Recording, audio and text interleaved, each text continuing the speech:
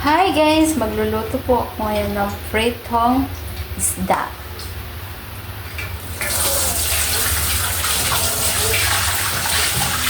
So ito po yung isda guys. Ang piprituhin ko. So hugasan muna natin to. Ayan. Isang piraso lang to, 90 pesos. Ayan. Aray. Ayan po siya. Ayan. 3 piraso lang po siya. Ayan guys, kita nyo guys.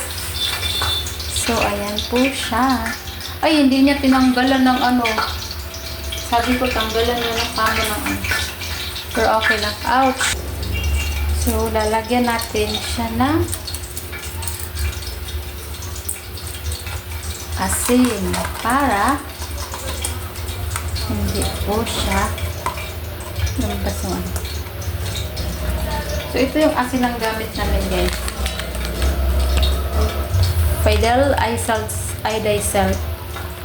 So, yan po ang gamit naming asin. Nakita nyo naman na guys.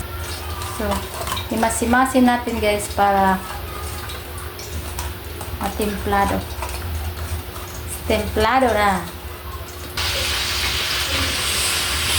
So, ayan guys. Wala na siyang laman. Ito ang kutsarang gamit ko. At ito na ang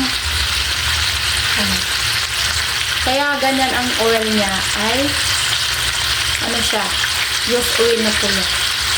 Tingnan na guys. So, kanya-kanya tayong discard kung ano yung oil ang gagamitin niya. Eh, kasi mahirap lang ako kung hindi ko kayang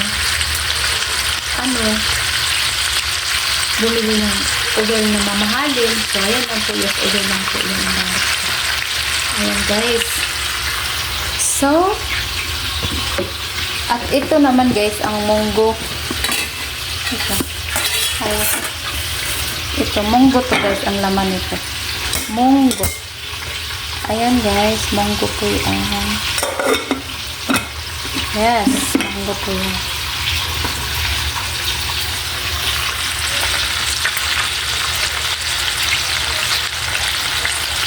Diba?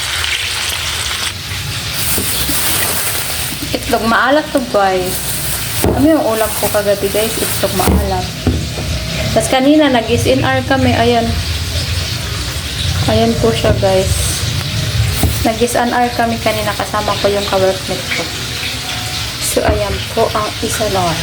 Anong laman to? At ito. Ay, may isda din palang prito dito guys. Hindi ko alam. Kaya nag-prito ulit ako. Ayan.